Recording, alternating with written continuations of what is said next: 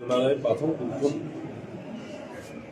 गायसननायनि दिनै आरो बेखौ जोनोम सान हिसाबै दिनै फालिदों। नैबे क'क्राझार बागानसालियाव थानाय बाथौ थानसालिनि सिङाव गोबां सावरायनाय जादों आरो जाबावगोन। दा जों बर' मानसि हिसाबै बर' हारि हिसाबै मोनसे गावनि आइडेन्टिटिखौ लानानै थांनानै थानाय जोंनि सिनायथि बेखौ खालामनांगौब्ला जोंहा गावहानो आलादा राव थानांगौ। दिनै बर'हा आलादा राव दङ आरो बे रावखौ भारतनि मोनसे सांबिधानिक सिक्रिटिजों मोनदों 8 शेड्युल हाबदों।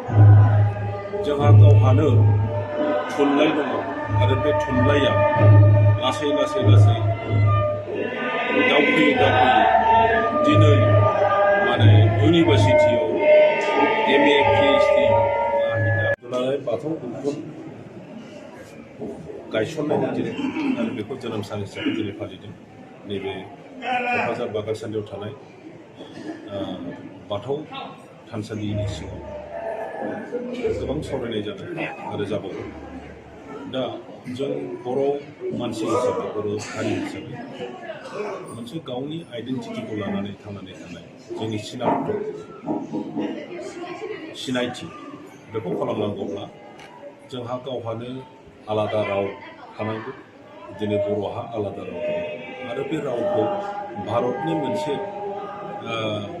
सांबिधानिक सिक्रिटिजों मोनदों 8 शेड्युल हाबदों।